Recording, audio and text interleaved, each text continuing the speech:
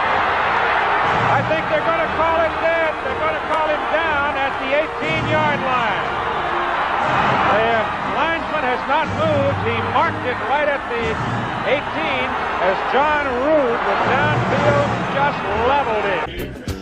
Yes. All right. Third down. Alabama knocked on the door, trying to score within the 10-yard line. They give it to Harris. Najee Harris got the first down. 230 pounds. Y'all didn't tighten up. Y'all didn't tighten up, defense. So now Alabama about to score. They got a first down within the 5-yard line, and I don't know why those splits. Look at that, wide open.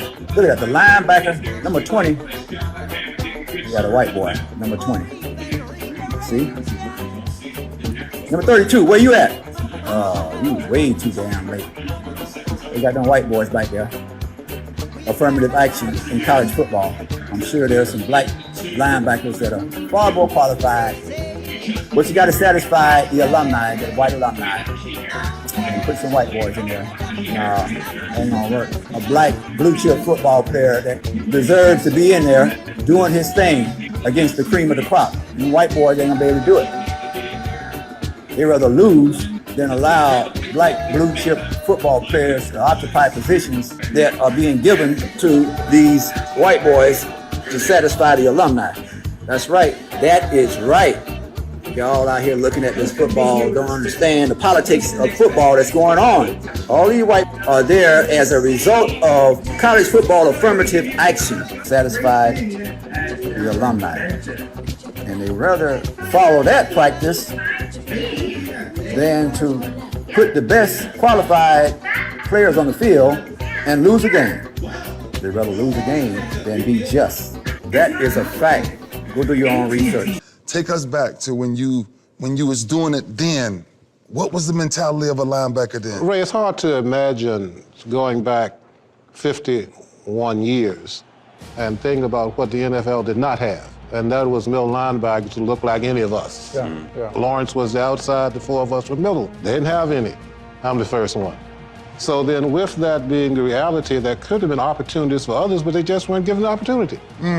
I was a down defensive lineman when I was in college, so I made the transition from down defensive lineman to linebacker, not just linebacker, but middle linebacker when I was drafted to play with the Giants. I grew to understand, and it was conveyed to me, that the middle linebacker position is a thinking man's position. So you have to have the brains. You got to have the strength and all of that stuff to play the game, but it was reserved primarily for white guys. Just like the center position, the quarterback position, the Mike linebacker. This is the real black college football commentators, bringing you the truth about what happens in college football and allowing you to understand that what you're looking at is a enjoyable sports competition. However, as everything else in America that's controlled by white folks, there is a profound amount of racism that is integrated in the effectuation and administration of everything they do. And in college football, it's no different. You have a profound amount of racism that exists in these college football programs. And you need to know this. That's why I say you black people need to come to y'all senses just like these white folks have came to their senses. When the Civil Rights Act of 1964 was passed, you didn't see white football players going to the most qualified HBCU football programs. In 1964, you did not see these inferior white football programs lose their white football players to go and play with these superior HBCU football programs. No, they didn't. They maintained their programs by bringing over the black blue chip football player to their program. Now back to the game. We have Alabama throwing a ball. Here is the touchdown. The touchdown. I don't know what Ohio State doing. As I told you, Alabama gonna score a touchdown every time they get the ball. This is now the second quarter. The beginning of the second quarter, Alabama on Ohio State's 5-yard line took the ball and threw a pass to the Heisman Trophy winner, and he took it in 5 yards out. What's this fool? What's the defensive back? You got 2 players going over there. Oh, 3 of them. All right, come on, defensive back. He is so slow. 41. Who is 41? Slow as hell. All right, you see the ball over there. Start sprinting. 41. Ohio State, you're going to have to be disciplined in the backfield and not react, but think. Think first before you react. Just because somebody look a certain way, you don't go that way. You think, you look, you watch, and you think before you react. Otherwise, you get faked out. Did you capture it? Just let it slip. Yo. His palms are sweaty, knees weak, arms are heavy. There's vomit on his sweater already. Mom's spaghetti, he's nervous, but on the surface he looks calm and ready to drop bombs. But he keeps on forgetting what he wrote down. The whole crowd goes so loud, he opens his mouth, but the words won't come out. He's choking how? Everybody's choking now. The clock's run out, time's up, over, plow. Snap back to reality. Oh, there goes gravity. Oh, there goes rabbit. He choke. He's so mad, but he won't give up. Daddies, he know he won't have it. He knows his whole back to these ropes. It don't matter. He's dope. He knows that, but he's broke. He's so stagnant. He knows when he goes back to this mobile home. That's when it's back to the lab again, yo. This old rhapsody better go capture this moment and hope it don't pass. You better lose yourself in the music. The moment you own it, you better never let it go. You only get one shot. Do not miss your chance to blow. This opportunity comes once in a lifetime. You better lose yourself in the music. The moment you own it, you better never let it go. You only get one shot. Do not miss your chance to blow. This opportunity comes once in a lifetime. You better. Soul's escaping through this hole that is gaping. This world is mine for the taking. Make me king as we move toward a new world order. A normal life is boring, but superstardom's close to postmortem. It only grows harder, homie grows hotter. He blows, it's all over. These hoes is all on him. Coast to coast shows, he's known as the Globetrotter. Lonely roads, God only knows he's grown farther from home. He's no father. He goes home and barely knows his own daughter. But hold your nose, cause here goes the cold water. These hoes don't want him no more. He's cold product. They moved on to the next flow. This opportunity comes once in a lifetime. No more games, I'ma change what you call rage. Tear this motherfucking roof off like two dogs' cage. I was playing in the beginning, the mood all changed. I've been chewed up and spit out and booed off stage, but I kept rhyming and stepped right in the next cipher. Best believe somebody's paying the Pied Piper. All the pain inside amplified by the fact that I can't get by with my 9 to 5, and I can't provide the right type of life for my family. Cause man, these goddamn food stamps don't buy diapers, and there's no movie, there's no Mackay Pfeiffer. This is my life, and these times are so hard, and it's getting even harder trying to feed and water my seed. Plus, see the thought I caught up between being a father and a prima donna. Baby mama drama screaming on her, too much for me to wanna stay in one spot. Another damn monotony's gotten me to the point I'm like a snail. I've got to formulate a plot or end up in jail or shot. Success is my only motherfucking option. Failure's not. Mama love you, but this trailer's got to go. I cannot grow old in Salem's lot. So here I go, it's my shot. Feet fail me not. This may be the only opportunity that I got. You better lose yourself in the music. The moment you own it, you better never let it go. You only get one shot. Do not miss your chance to blow. This opportunity comes once in a lifetime. You better lose yourself in the music. The moment you own it, you better never let it go. You only get one shot. Do not miss your chance to blow. This opportunity comes once in a lifetime. You better. You can do anything you set your mind to, man.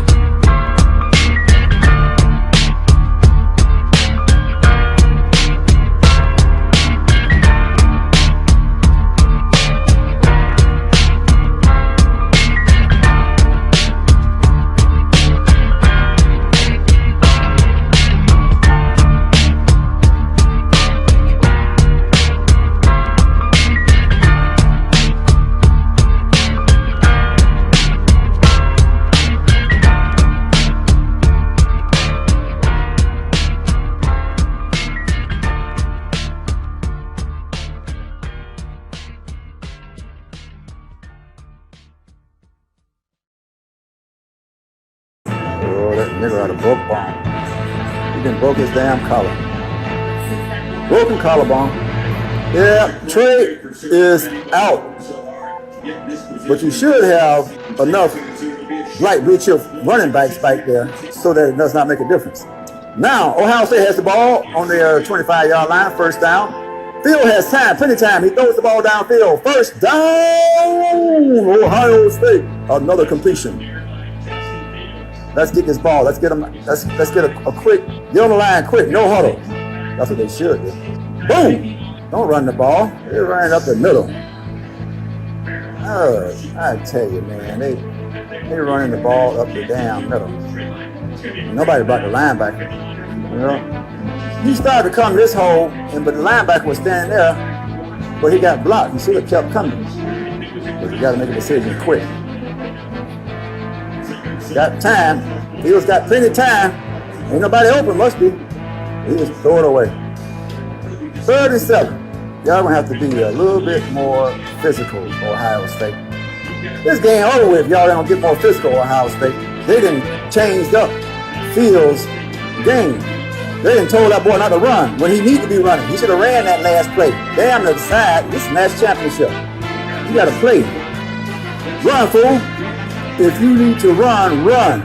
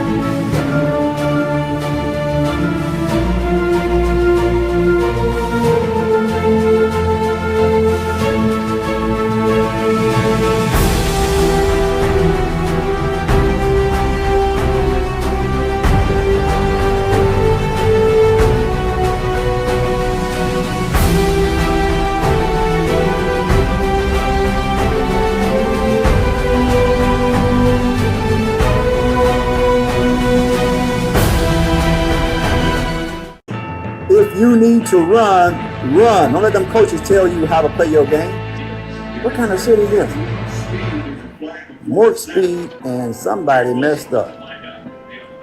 Ohio State trying to do something. Yeah. Never set. Fields. You're gonna have to show a little bit more general. Just a finger, an index finger on that ball keeps it just kind of cluttered. How about the focus and concentration by Wilson to make that catch? Good coverage. What about the focus of the damn quarterback? Give that boy credit. You ain't gonna mention his name at all if y'all can. Watch these damn announcers. That's just a waste of play. Another waste of play. Second down. It is now second down. Third. Second down. Throw it away. They pressured him. They put a stun on there.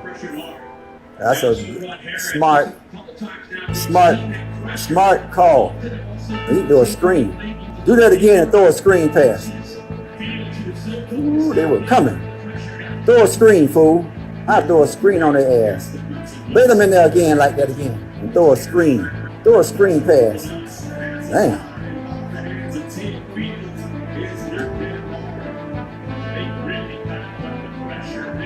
This nigga hurt. Yeah, he ain't like Wayne Stanley, I tell you that. He ain't get hit really on the side. He just got pushed on the shoulder.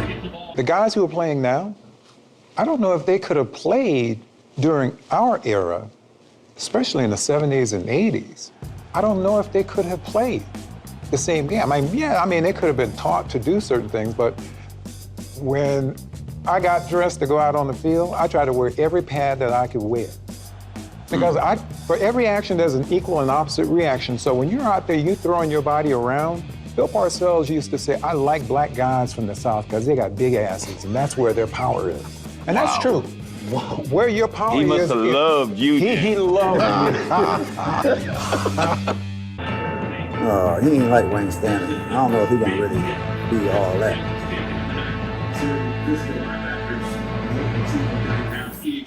You can see the rest. You can't take too many more of those. The quarterbacks ain't the way they used to be. Well, the score is 14-7. Ohio State did not. This Negro laying on the ground, can't even get up. He is real messed up. I didn't know he was that hurt. But you gotta get your mind right, man. You gotta overcome that pain. The shit ain't cracked or broke. It ain't nothing but pain. So get some Novocaine shot up in there and play the game like it's supposed to be played. If it ain't broke or cracked, it's just pain you gotta deal with. Deal with it for a couple hours and then recover. It's mind over matter.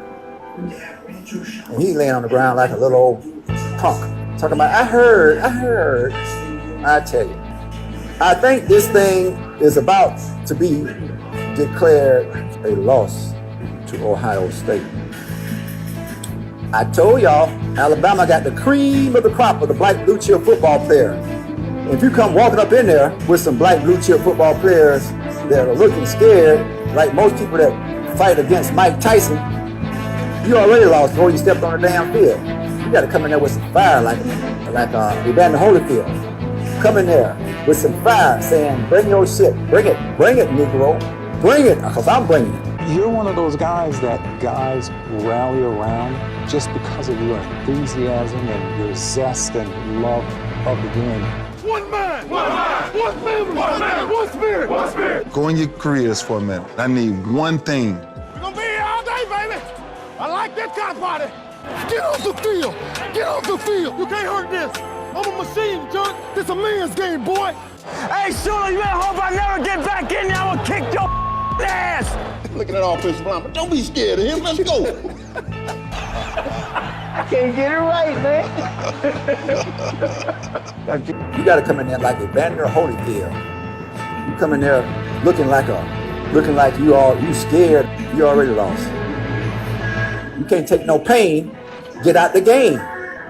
If you cannot take any pain, you might as well get out the game. All right, let me take a break. All right, we're back.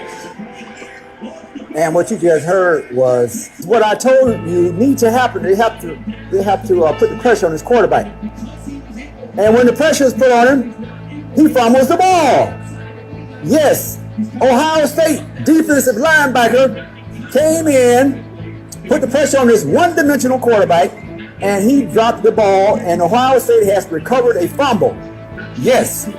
What did I tell you all before? I said that he is a one-dimensional quarterback that has only one dimension. He cannot run. If you can stop him from passing the ball, he is not a threat at all. Quarterback dead to rights, and this guy's getting better and better and better. Number 6. Thorson didn't see him until the last second. Here comes the blitz. But the blitz is kept in check until that last moment. And Patty Fisher takes down Tanner Morgan. Comes the blitz, and he needs to put that ball under his arm and run because they're not going to give up. It was good enough protection. He did fumble the ball. Pressure this time, it's stripped. It's stripped and picked up by none other than Joe Gaziano, and that's the guy that they were so worried about coming into this game. You know what? I think he just ruined it. Look at that. Donnell Green, that's not very good pass protection there, number 73. But and Gaziano, you know what? He's mad. He said he is day-to-day, guys. Yeah, Spielman injured that ankle in the third quarter against Illinois last week.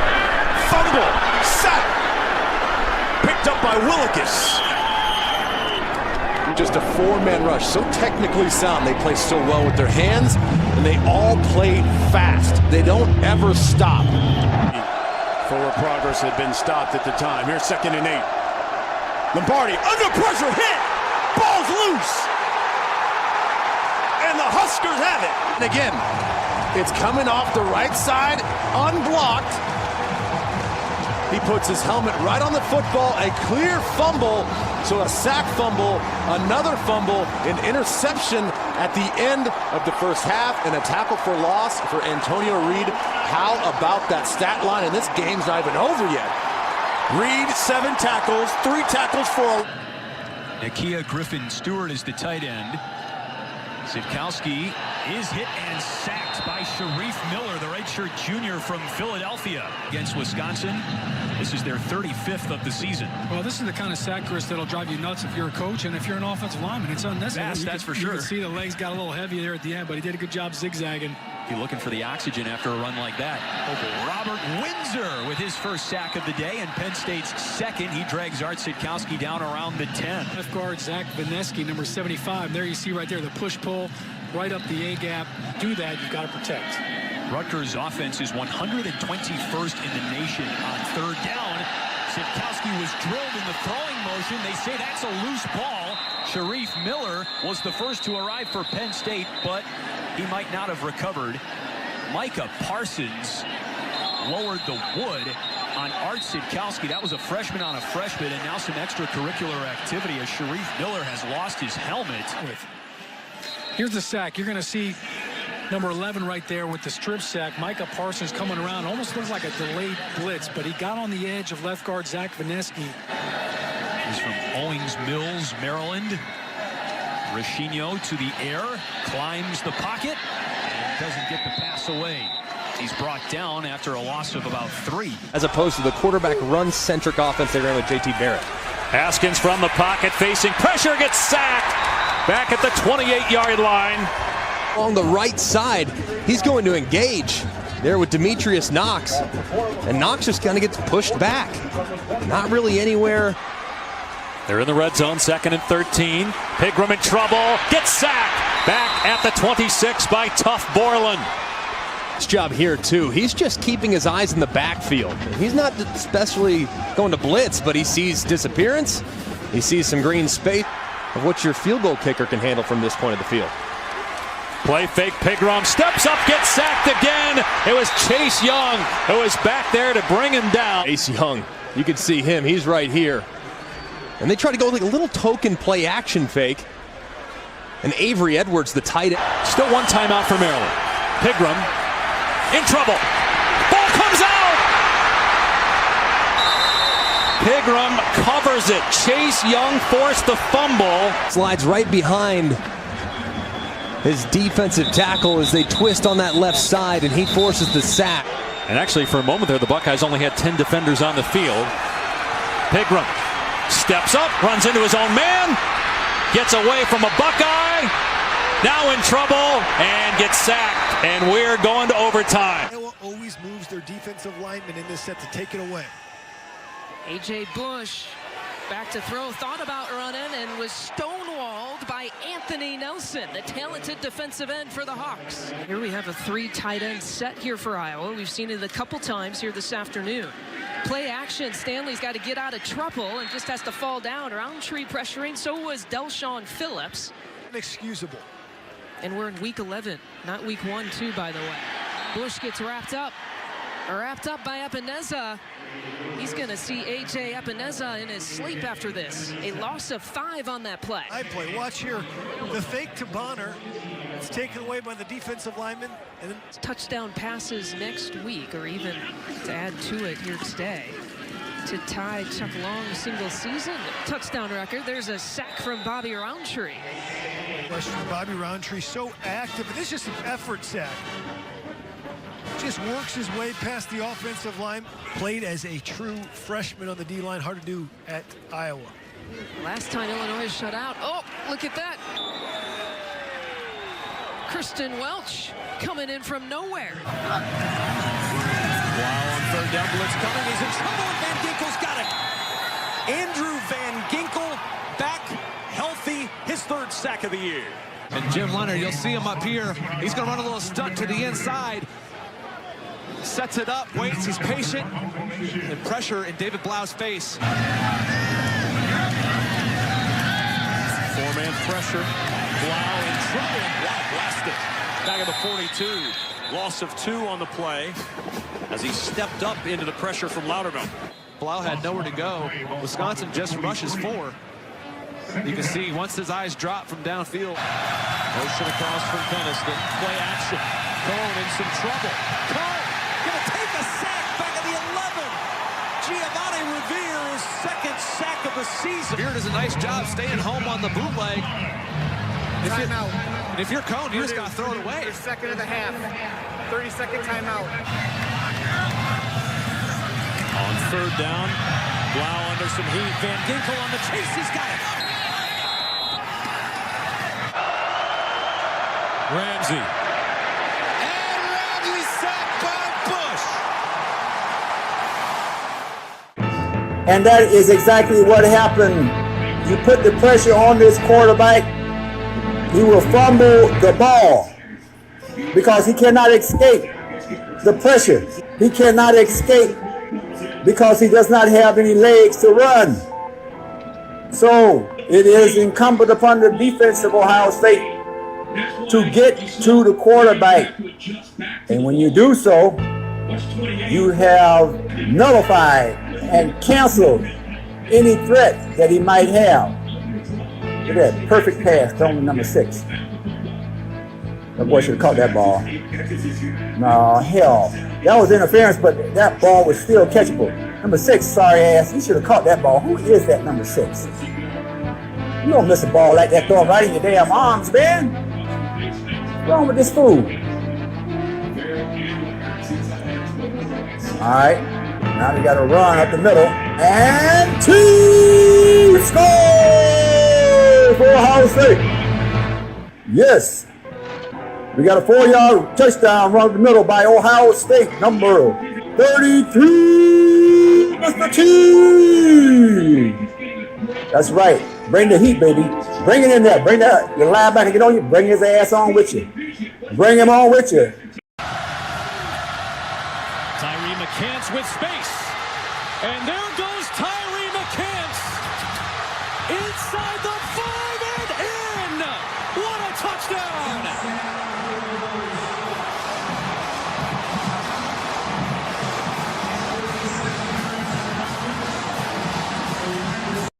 Yes, that's what you got to do. Now the score is 14-all because of a mistake that Alabama made. The score is 14-all because of a mistake of Alabama. Look at number 5. Boom! That white boy. is only successful if he has an offensive line to protect him and give him the opportunity to throw the ball to whoever he wants to. But without that protection, he is no good to the offense and no good to the team. As I stated before, the day of the one-dimensional white quarterback is over. The success of a team that only has a one-dimensional quarterback is contingent upon the strength of the offensive line to protect him and stay in the pocket, and the talent of the running backs who must carry the game. Yes, and also the receivers that are able to catch the ball if the quarterback gets the protection he needs. You see, the one-dimensional quarterback is a liability. The one-dimensional white quarterback is a liability to your team. That is the damn truth. There could have been opportunities for others, but they just weren't given the opportunity. I was a down defensive lineman when I was in college, so I made the transition from down defensive lineman to linebacker, not just linebacker, but middle linebacker when I was drafted to play with the Giants. I grew to understand, and it was conveyed to me, that the middle linebacker position is a thinking man's position. So you have to have the brains, you got to have the strength and all of that stuff to play the game. But it was reserved primarily for white guys. Just like the center position, the quarterback position. Somebody got to tell it. Everybody else want to be politically correct. I'm not interested in being politically correct. I'm interested in being correct. Ohio State recovered a fumble by the quarterback that is not used to seeing anybody chase after him. Somebody came in the backfield and chased after him, and he didn't know what to do, but dropped the ball. Oh, no. What am I going to do? There's a man coming after me. There's a man coming after me. What shall I do? I can't run. But that's what must happen. Ohio State must blitz. Ohio State must blitz and put pressure on the quarterback. Team says, my turn now. You ain't the only black blue chip football running back. Team said, I got that heat too. Man, what happened? Why did it take the defense so long to get downfield on the kickoff? They said Matt Jones was upset and don't know how to handle being a failure, not knowing how to evade in the backfield.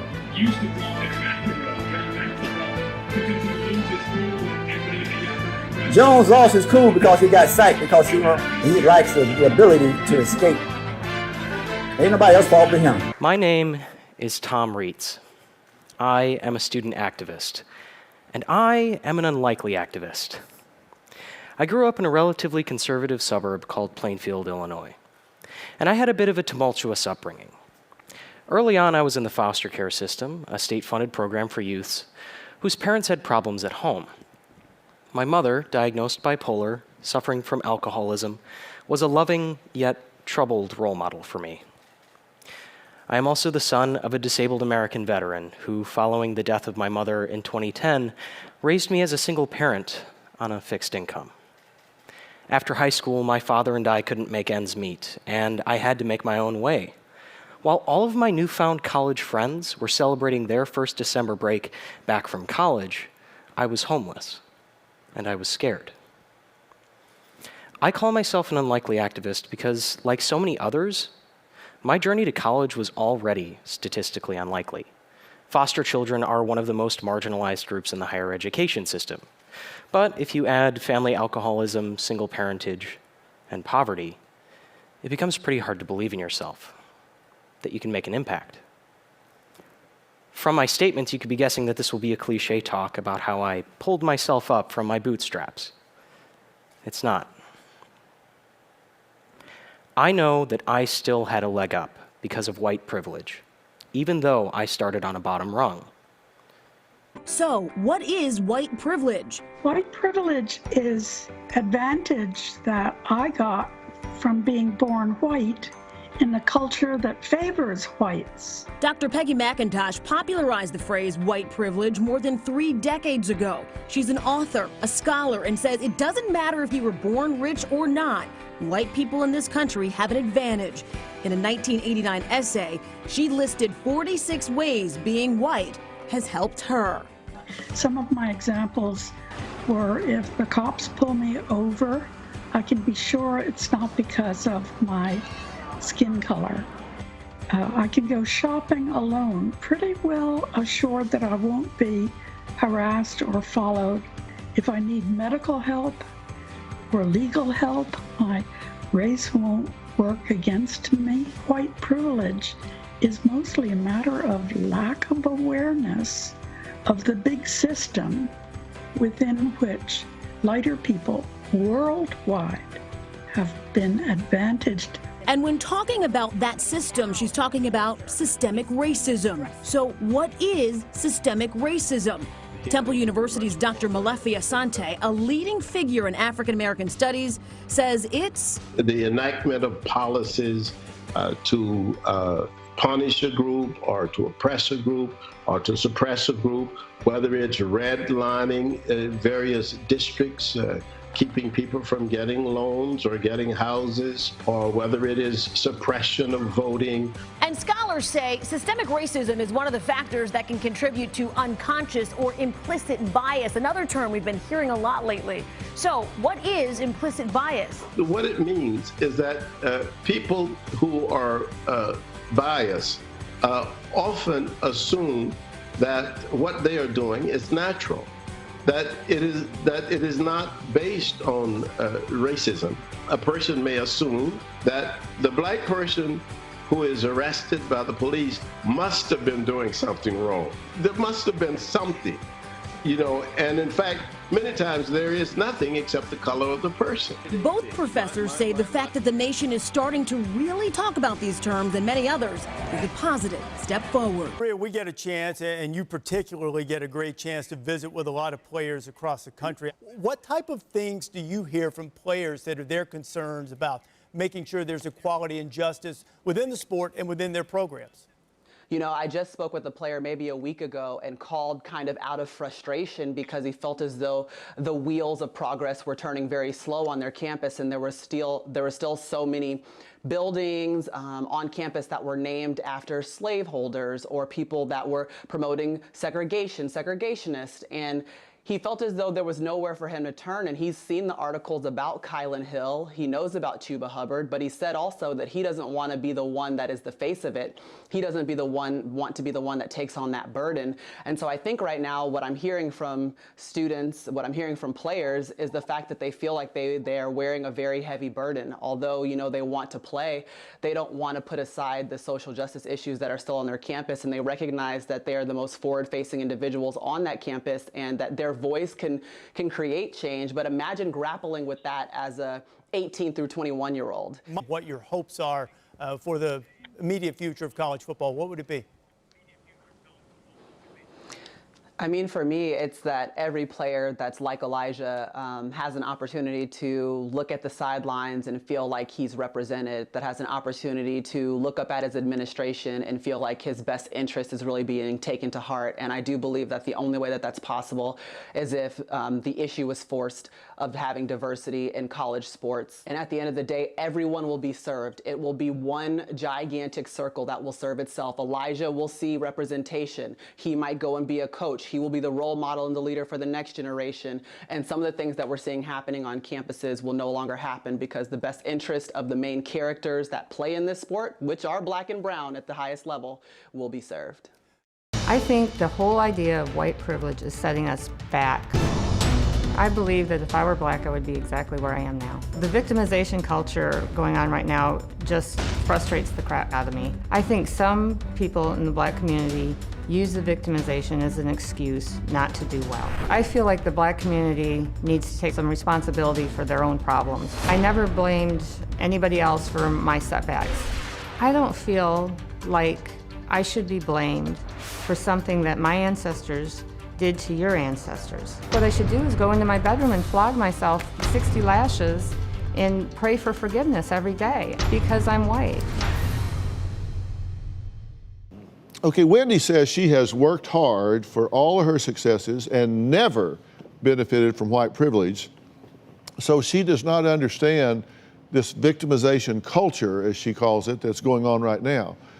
And then there is Renee, a different Renee, who says the term white privilege should be abolished because it just does not exist. Take a look.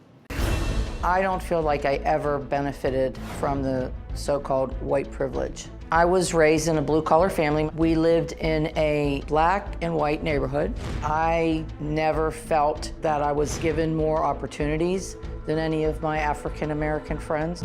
I do believe that people of color are the most privileged in this country. They are afforded luxuries that are not given to the white Caucasian person. When I was a small child in grade school, and my African-American friends would all get free lunches, and I would go home and be like, why is that? I worked for 10 years as a subsidized housing manager, and I got to see firsthand the privilege to minorities. All the news wants to talk about is the white policeman who shot the young black boy running away. Well, if you weren't causing a crime, then you wouldn't run away. If it walks like a duck, talks like a duck, it's a duck. I do think that African Americans are making a point to fuel racism in this world today, and that this term white privilege is one way to bring it to the forefront. I absolutely believe that the term white privilege should be abolished. Privilege should be earned. Privilege should not be afforded to you just because the world says that you are a minority. Okay, well, joining us in the audience is Renee and Wendy, and thank you all for being here. Thank you for having us. It's good that you're having this show because what we see in the media is that we are constantly blamed and shamed for being white, and we don't know what to do. If I'm part of the problem, the white privilege problem, I have to be part of the solution. Right. I have to be able to be heard. You have to admit there's a problem before there's any solution. We have to understand and be able to have this conversation that says, look, we want to get to a society which has much less racism, but we're not there yet. We just want to be equal with everybody. But you're asking for that to be... We're all Americans. You're asking for that to happen now, but it can't happen now because it's not. We're not there yet. It's a national. We're not there yet. Let me just say. I mean, I have a PhD and a law degree. I have been asked. People have looked at me because of how I look and my son looks. They've looked at me, white people, and they've said, do you speak English? Wow. You know? I mean, I've been told... Stereotyping, like you said. And they say it real slow, don't they? Yes, because they're trying to, you know, and I'm like, I answer real slow, too. Slow and loud. But we're not there. But one of the ways we get to solutions is by listening and hearing. Right. You guys keep pushing back. You're so defensive. You won't let We're just frustrated and tired of being attacked. We're not attacking. We're trying to educate. And we're all telling you that we still on a daily basis experience racism, microaggressions, and if we're going to change this, you ladies, you white women, listen. You've got to listen and hear us and try to empathize with our experiences. Former Iowa Hawkeyes football players are speaking out on Twitter about what they call racial issues within the culture of the Iowa Hawkeyes football program. On Friday night, former Iowa offensive lineman and current Chicago Bear James Daniels tweeted, quote, "There are too many racial disparities in the Iowa football program. Black players have been treated unfairly for far too long."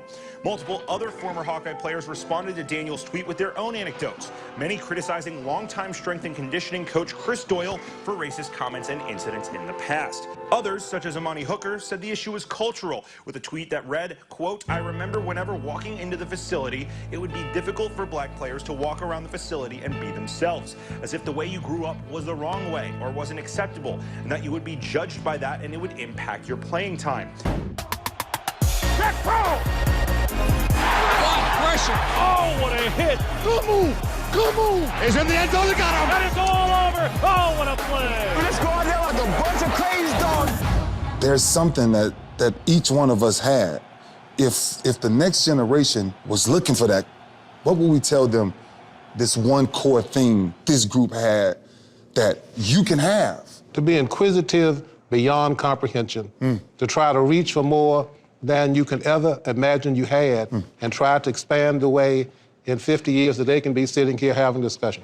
I think it's all about having a passion for doing what you're doing. I enjoyed playing with this guy and all the other guys who I play with. And you know, that was one of my reasons for playing. Not that I loved the game so much, but the guys who I played with, they just elevated me. But also, when I look at you guys as black men who played a position that was reserved for non-black players. But now we've sort of set the bar for many of those who are playing the game now, and they're playing the game because we played the game, and they want to follow in our footsteps. 16. My only concern about Lamar Jackson is not deadly accurate. Mechanics are not what you call pretty mechanics. No, sir, I'm a quarterback. Nobody makes a living in the National Football League at 213 with the ball in his hands every play. Jalen Hurts took Alabama to the title game, transferred to Oklahoma, was a Heisman runner-up,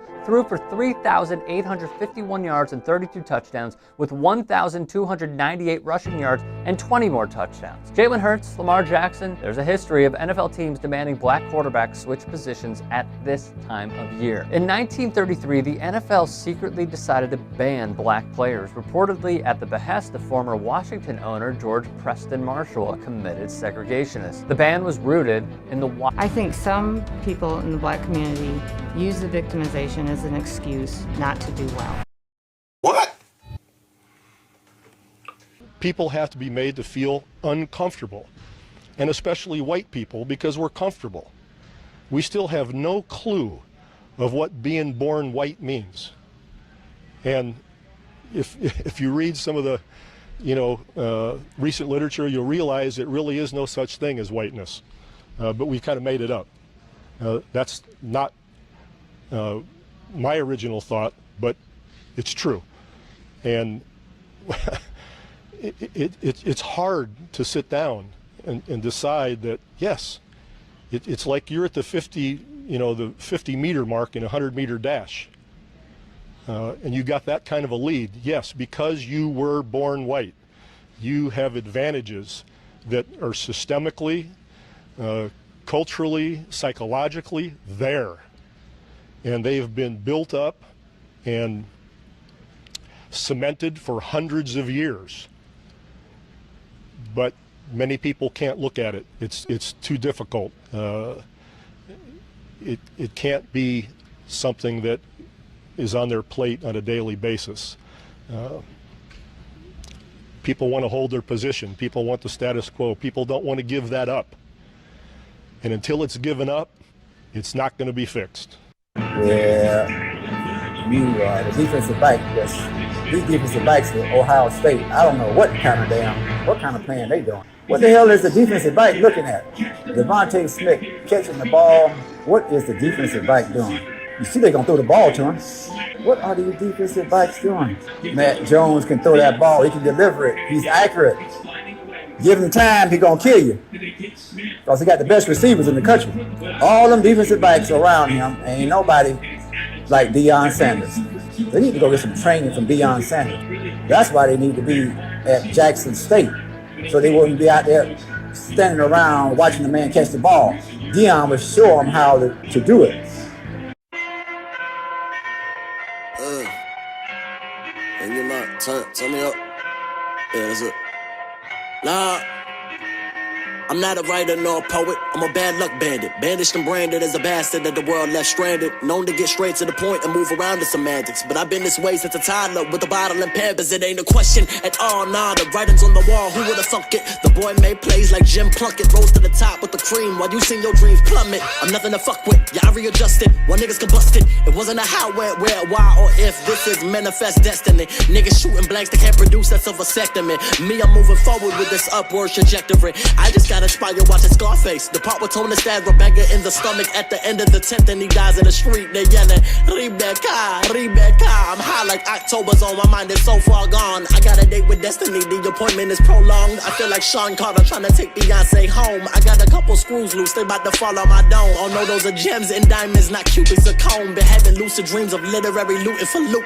Take these words, jot them down and let the rest follow suit. Walk in the crowd to building your fire and then I'ma shoot. Too many voices in my head feel like they all in cahoots. A part of me is partially gone, it's like half of me died. R.I.P. to any empathy I had left inside. My lack of compassion, no rationale is needed for this. Send my thoughts to get positioned, I just pivot and switch. Show me some fucking dedication, shit if it isn't this. I'll be 20 projects deep by the end of 2018. By 2019, I'm trying to add another 19. My future been bright, like I'm just driving with my high beams. A hot-headed nigga, yeah, my temperature is rising. I see my vision clear, ain't no need for fucking Visine. The game full of hoes, just some bros dick riding. So when the baby do, you on your third trimester? I go back to back to back with mine. The cold trifecta, the soul dissector, the flow professor. A dope inventor, my shit inventive. The rhymes impressive, my mind's obsessive. I just keep pressing and moving, thinking you can do the shit I do. Well, go ahead, prove it. Thinking you can do it better, well then motherfucker do it. I get one low suggestion, I'm a motherfucking loser. The fat bitch singing, that's that last song music. Come on, swan time, ticking time bomb, about to blow up. Impatient as a motherfucker, nigga, what's the hold up? Got a ski mask, looking for the cash and the weed stash. Ultra premium, you want E with that weak ass. Either way it goes, you know I'ma get mine. My intuition saying good things take time.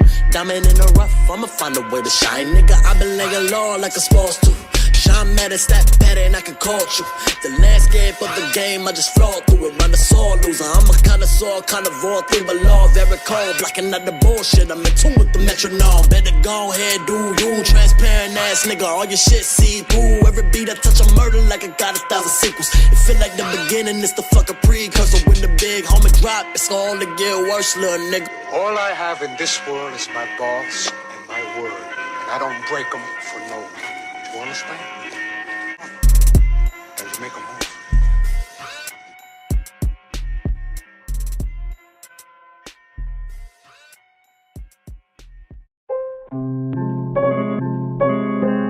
Cash flow on the beat. Yeah, it's loud. Knowledge, nigga. Clip on the beat. Pay attention. Yeah. This shit is never no amateur. Just go put my life on the camera. I'm trying to make me a movie. I can only tell the truth. See, nobody did this shit for me. I don't make excuses, I just make it happen. I got too much on my mind, it gets harder to focus when I feel distracted loud. This shit is never no amateur, just go put my life on the camera.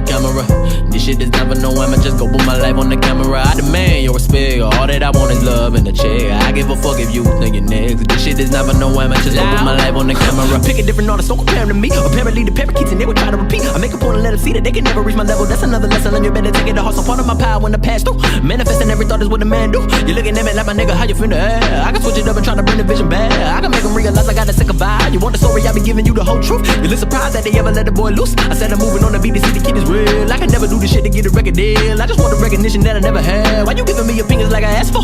Oh, I need some more stands on my passport. Boy, you know I gotta work because I'm that bro.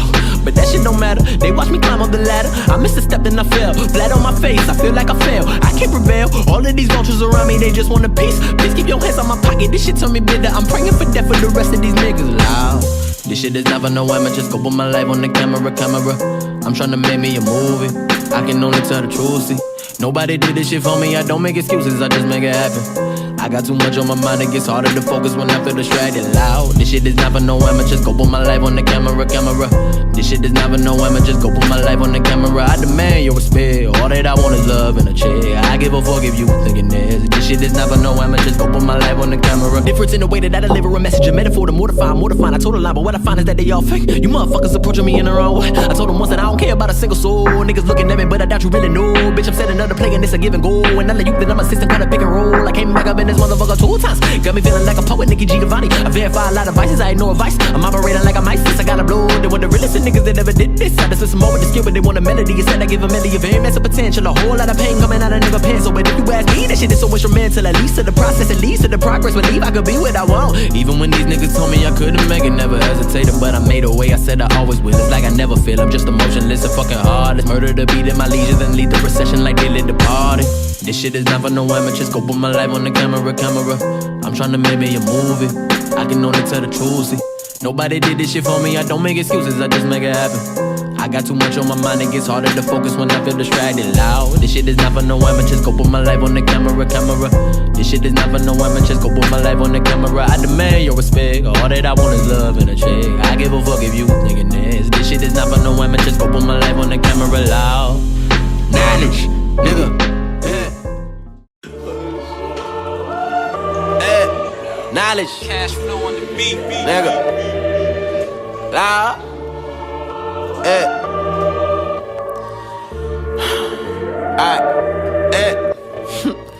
These niggas speak on their word. Me, I just speak on the time and the effort that I have invested inside of myself. I am losing my mind. I want it all. I said I'm mentally tough. Oh, what you thought I would quit? Even on days when I feel at my worst, I will get off my ass and then get back to work. Ain't nobody gonna get it for you. Better go ahead and get it by your motherfucking self, by yourself, nigga. Ain't nobody gonna get it for you. Better go ahead and get it by your motherfucking self, by yourself, nigga. Ain't nobody gonna get it for you. Better go ahead and get it by your motherfucking self, nigga. Ain't no damn excuses. All of those are useless. I don't ever use it. Don't ever confuse it. Lord, what's the point of complaining? I said it, I never do it. I'm working in isolation. Silently, I've been improving, moving like I'm really focused. 45 and devoted, sacrificing for a dream. I see myself inside a favorite place. I can't escape. I'm panicking and pissing in a corner. Call the coroner to come and get me. I'm missing my sanity. I'm salivating over beats. I'm motivated by the pain. When I explain the situation, I wanted them to connect. I'm resurrecting secular sinners for any sinner with a sympathetic simile and apathetic energy. My appetite is actually enormous. I'm in rhyming and repetition. I practice. I promise that I'm so passive with passion and promise you would be dependent. I've been using. I run it across the page. And personally, I'm amazed that I made it to 24 as I forced to feel it. The source, and I'm definitely the voice for anyone that is alone. I can't atone. I try to speak to God. It's getting hard to find my happiness. I want another pill. I said I function better when I start to hallucinate with another prescription. I'm like a different person. I know my mother disappointed from decisions I'm making. I probably should have stayed in college and said I wanted to procrastinate. That was a couple years ago, so I've been on a mission to make up for all the time that I ever let it down. I'm working to get it now. God damn. These niggas speak on their word. Me, I just speak on the time and the effort that I have invested inside of myself. I am losing my mind. I want it all. I said I'm mentally tough. Oh, what you thought I would quit? Even on days when I feel at my worst, I will get off my ass and then get back to work. Ain't nobody gonna get it for you. Better go and get it by your motherfucking self, by yourself, nigga. Ain't nobody gonna get it for you. Better go ahead and get it by your motherfucking self, by yourself, nigga. Ain't nobody gonna get it for you. Better go ahead and get it by your motherfucking self, nigga. Ain't no damn excuses. All of those are useless. I don't ever use it. Don't ever confuse it. Lord. Look at this shit here. I don't know what the defense doing. Them defensive backs need to transfer to Jackson State to learn how to play defensive backs from Deion Sanders. Yes, all that talent and no training. 4 linebackers as their base defense. 4 linebackers. You need 4 linebackers in this situation. So Ohio State got 4 linebackers. I don't see but 3. All right, there you go. You ran them out of the backfield. Man, I don't know what the linebackers doing. That fool come out of the backfield like that. Y'all should be waiting for that. Number 8, number 9. You fall down like a little girl. The ball ain't nobody on Harris. The man threw the damn ball out there to Harris, but nobody on him.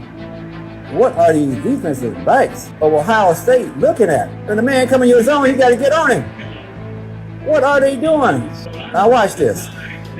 Watch this. All right, Ohio State defense.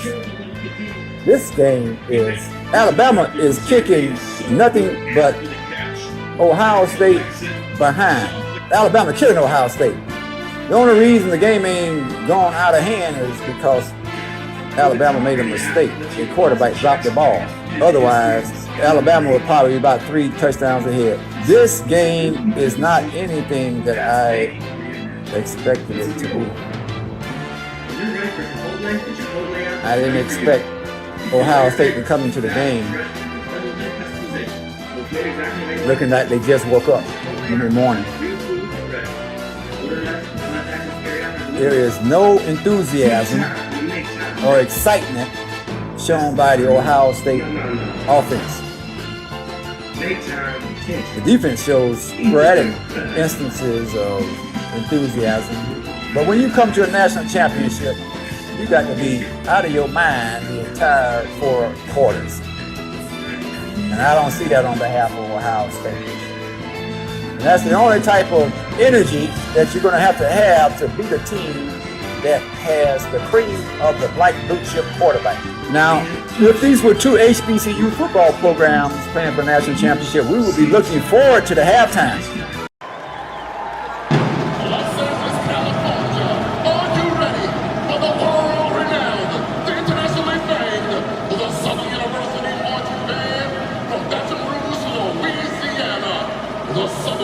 varsity marching band is led by drum major Trayvon, the Don, Caesar. Show him some love.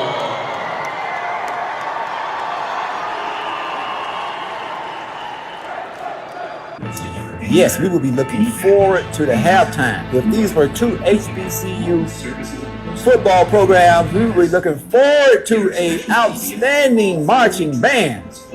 Yes. However, here we are sitting up in a stadium with all black players outside of their house and culture, playing for master. Two predominantly white football teams that are declared to be the best football programs in the country in the history of college football.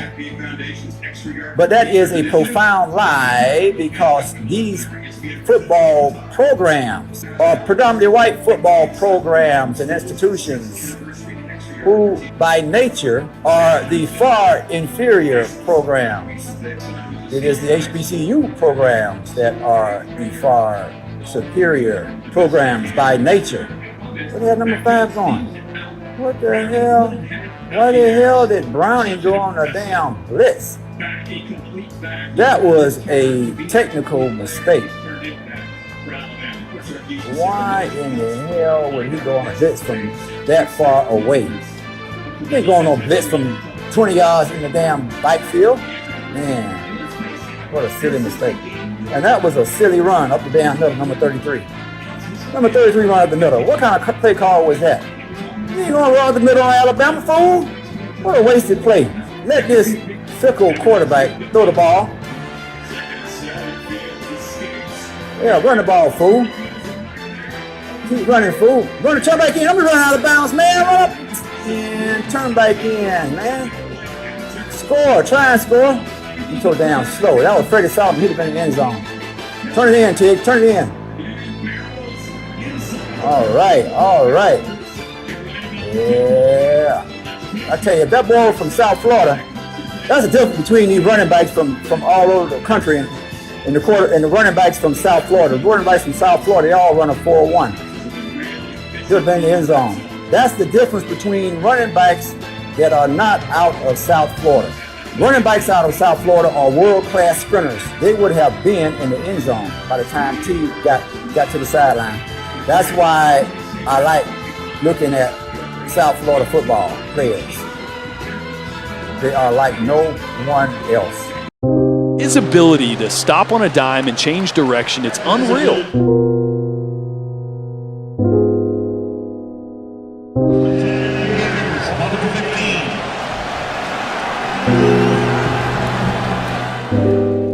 They gon' wanna see me fall, yeah. Talking dollar with my goal, yeah.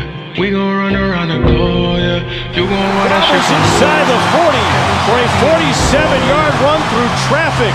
Multiple injured Seminoles back near the line of scrimmage. Yeah.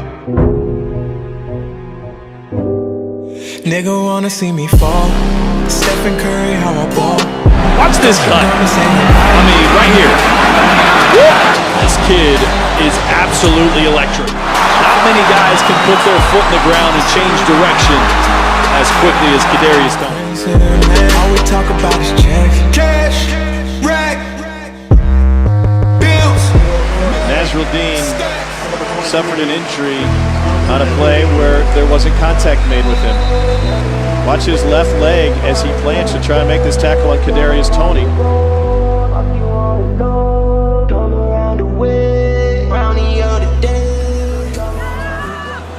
Trask has all day. Here's Toney. First one misses, second one ducks. He'd make a great bullfighter, wouldn't he? I don't really give a damn about what they talking about. Again, this is ridiculous. His knee might have come down there, but I don't care. That was unbelievable. He's a contortionist. Money at the night shift out in BK on a weekday, man. I got friends that's moving packs. Judge a nigga tryna stack.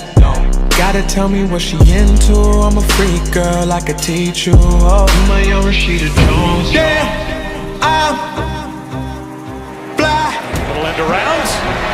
Kadarius Toney. What a move. And another. Look at Kadarius Toney go.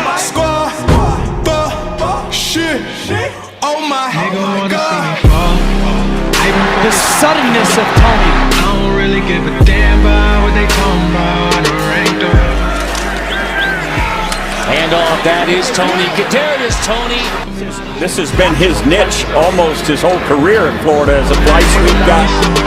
I got ice in my drink and it stinks when I pull up.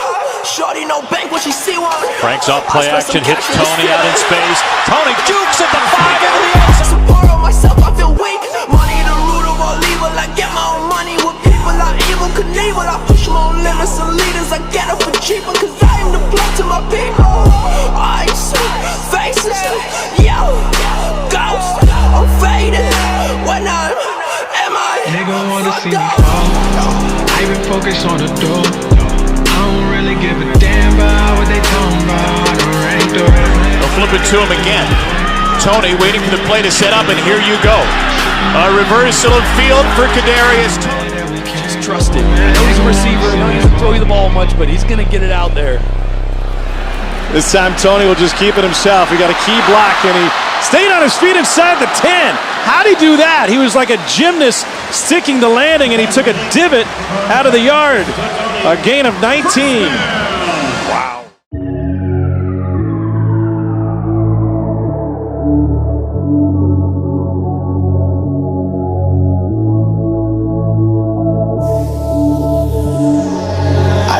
Toney gets a block, and he's a blazer. A dynamic guy. They'll use him all different roles. He's still going. Kadarius Toney. They won't catch him. Touchdown, Gators. Rather fall in love if it's gonna last. Yeah. Gotta say nothing if you gotta act. Yeah. Don't like laterals. I deal with better hoes. Maybe the sadder hoes. It's on the direct snap here to Toney, the Wildcat quarterback. Gets the first. Baby got to inbound. I'm just trying to find a way I can keep my calm. From the 1-yard line is Toney. Ain't for my cup, I'm a bro, cause it's rough dealing with these people sus. Yeah, dealing with these people. Jones to throw. Beautiful ball downfield caught. And a chance for Toney to run after the catch. I gotta go insane, I don't wear a mask. Kadarius Toney is in the backfield. And they give it to the speedster. The Canes were ready for it, but pure speed. Gotta say nothing if you gotta act. Yeah.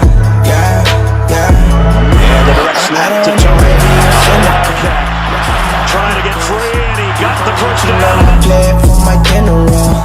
I don't care, I'm off the shot. Inside the 30-yard line, cuts it back. Outside the numbers, to the 10, and out of bounds. This is going to be a double pass. Toney to the end zone, caught, touchdown. Brutal start to SEC play for Tennessee. And Kadarius Toney breaking free for Florida. I'd rather go insane, rather wear a mask. Yeah.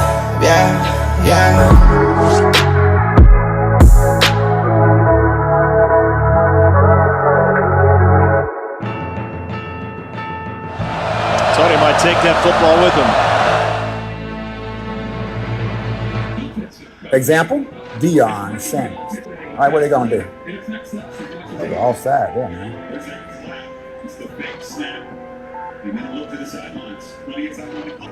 What kind of shit is this? T, that was a bad play. How you gonna not cut back, T? Man, throw the damn ball. What are they doing? Why you just throw the ball? Why aren't you throwing the ball? That's the difference between South Florida running backs and the rest of the running backs in the nation. What the hell are they doing? Third and 11. And they're not able to score every time they get the ball. Fields ain't playing. He don't look like he's really excited about the damn game. He's doing what he can do, but I don't like, it's like a boxing match. You know, somebody like Muhammad Ali or Sugar Ray Leonard. I want to see some style and some energy. Muhammad Ali and Sugar Ray Leonard, when they got in the ring, we got a show.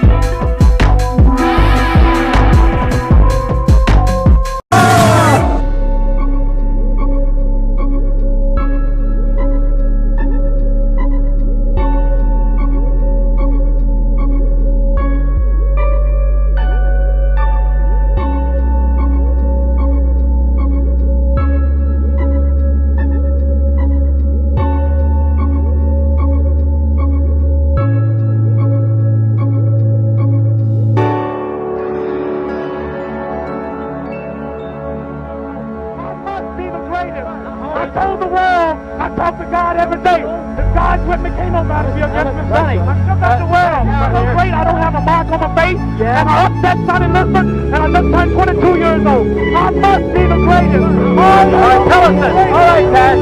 Thank you. Thank you, Cash. I'm the king of the world. Hold it. I'm a bad man. I shook up the world. I shook up the world. I shook up the world.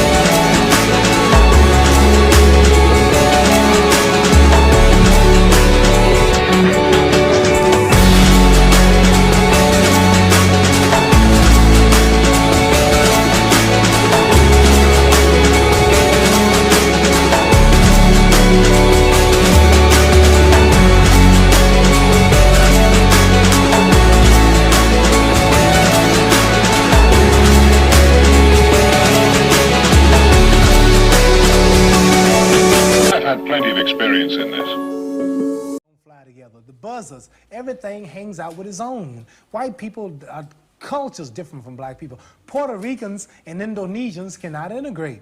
Egyptians and Germans cannot integrate. Australians and Mexicans cannot integrate.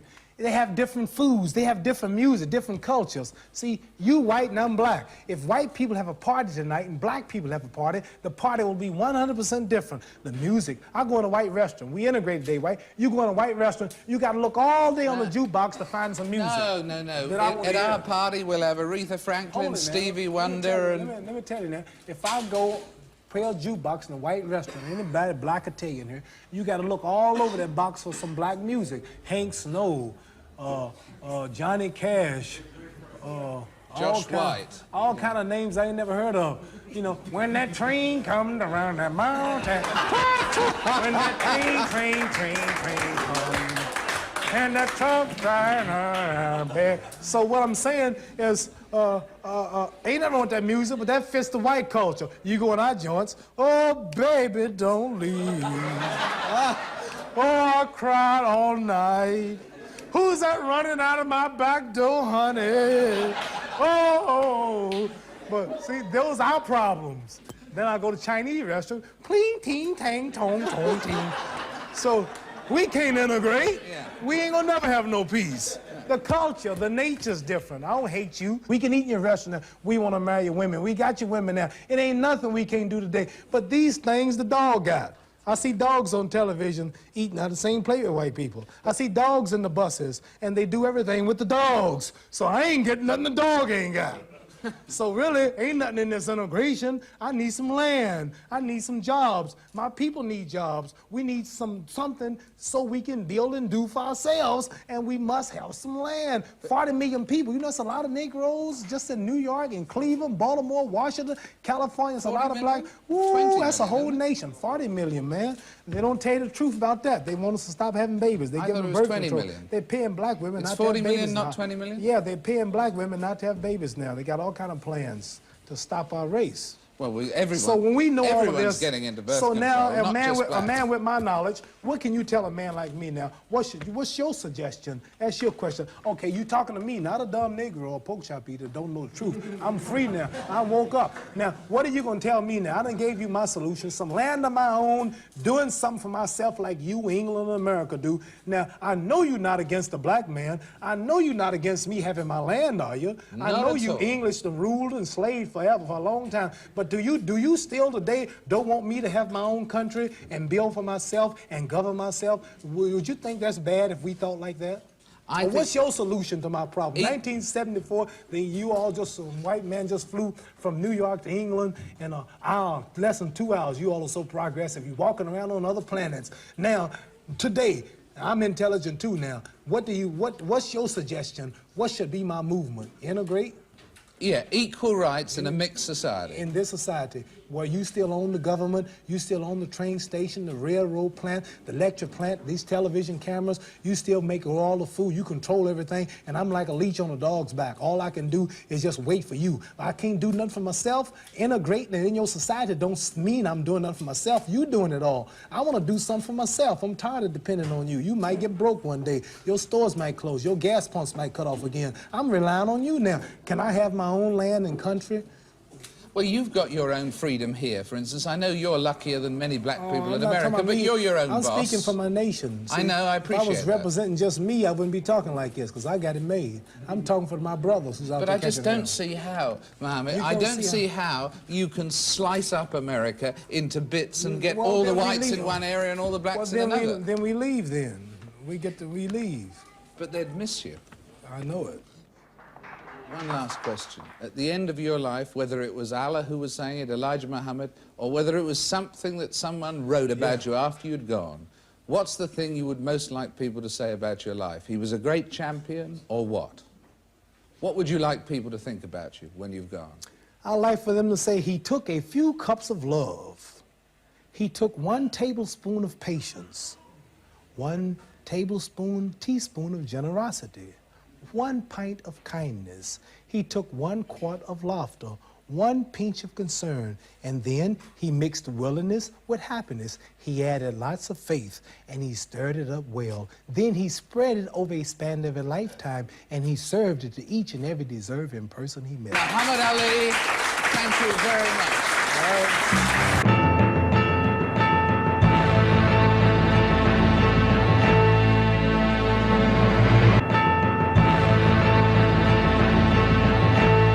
All right, what we got going, and we now know that something's exciting about to happen. Let's watch. Fields about to get the ball on the 15-yard line. He throws the ball.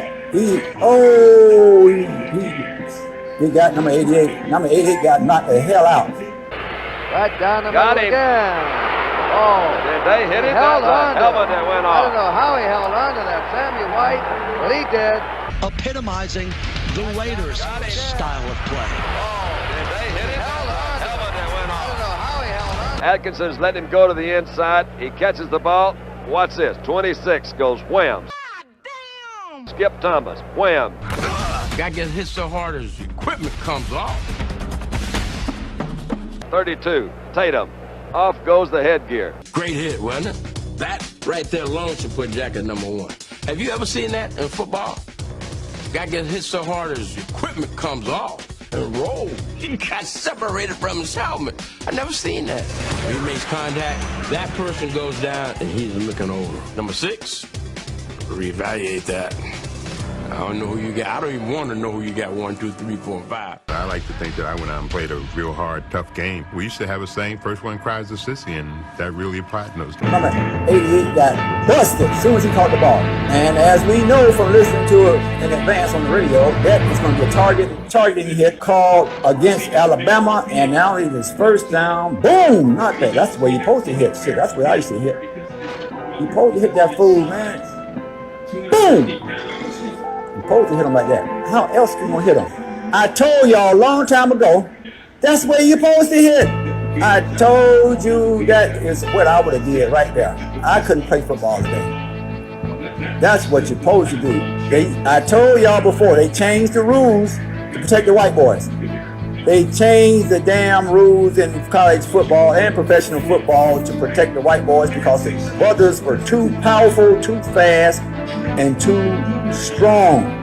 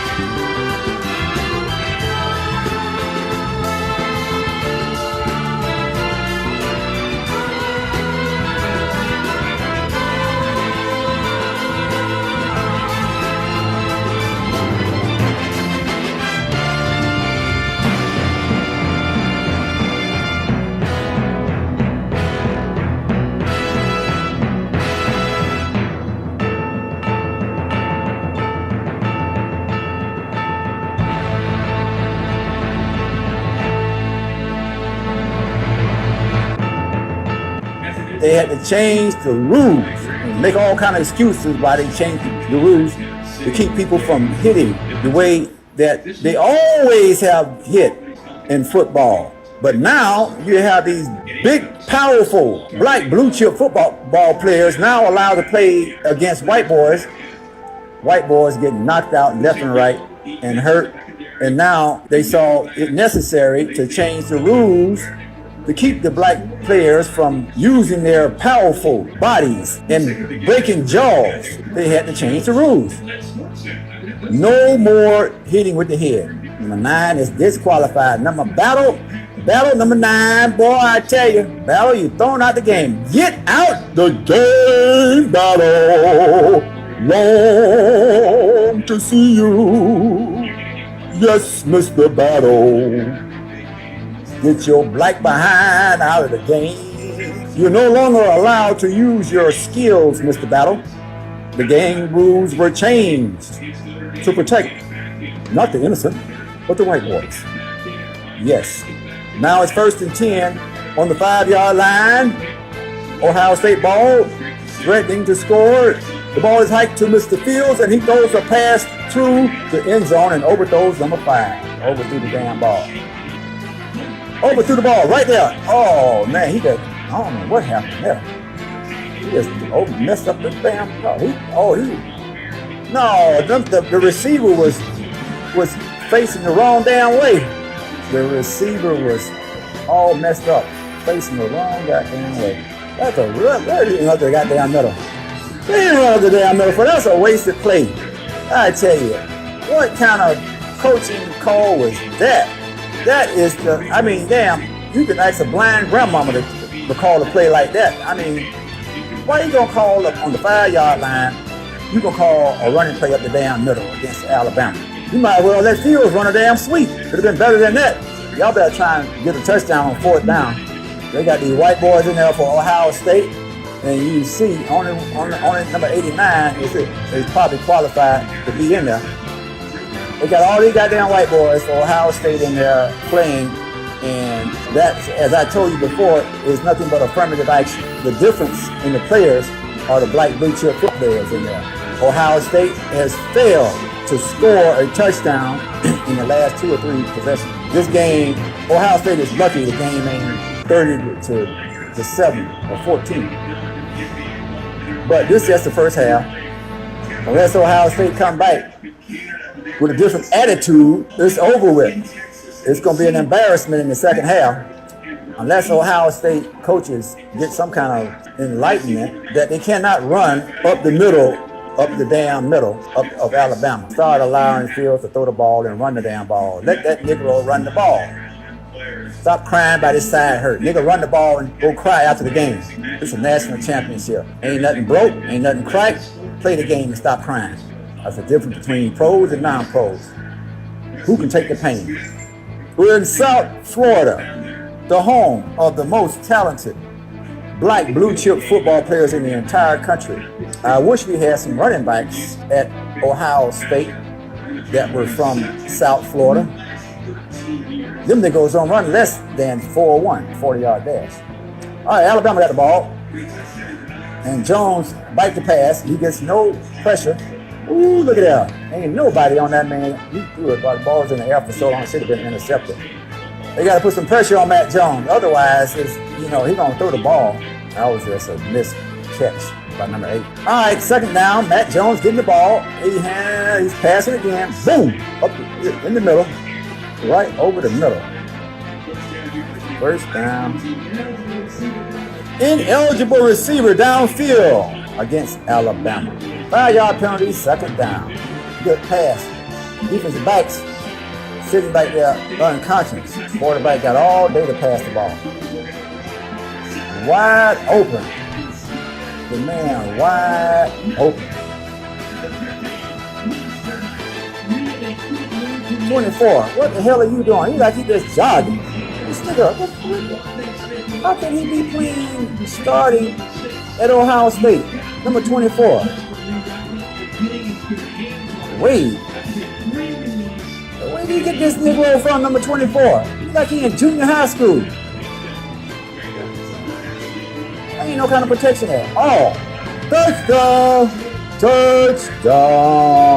Yeah. Ohio State like they look like they don't belong there. And they acting like it and looking like it. This ain't even no game. 10-point lead. 11-point lead. This is a very unexciting game. Well, I'm excited to see what type of team Deion Sanders will have in 1 year, because he's got some of the better black blue chip football players coming into his program. So I want to see him build it up. I want to see what Deion Sanders is going to do. I want to see how these young, modern day black blue chip football players, what are they going to do?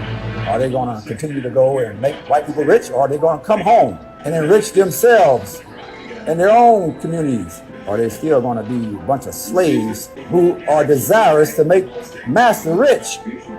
Will the black blue chip football player and the black family escape the plantation? Will the black community insist that the black blue chip football player go to the HBCU programs and rebuild their own house and make the HBCU football programs once again great like they used to be, and now get the recognition, the national recognition that they could not receive in the past? What this nigga doing?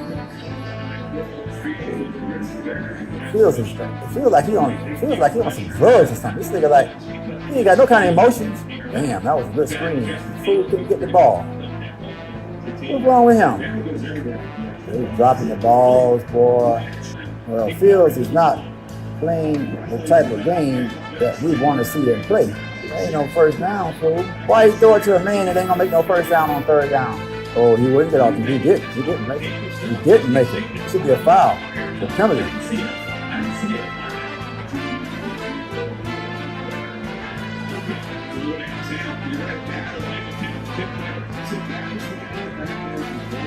Ten players, and the fool still couldn't make a play. Well, they didn't score again. About 4 times, 4 possessions. This nigga hurt. This nigga got hit. He can take the heat, because he's the cream of the black blue chip football player. Look at this nigga here. He act like he on a movie set. Fields sitting on the sideline, no kind of emotion. Man, I don't understand. This ain't worth watching. 2 minutes and 30 seconds left in the first half. Oh, Alabama got the ball, and the ball is snapped to the quarterback, Jones. He throws a screen pass to number 22, and Harris is get about 12 yards. First down, Alabama. Y'all can't play defensive coverage, so you might as well blitz. Another screen. They tripping out. You got no speed to get your quarterback. I'm trying to tell y'all, you got to bring some black players, not these affirmative action white boys. Touchdown! Devontae Smith again.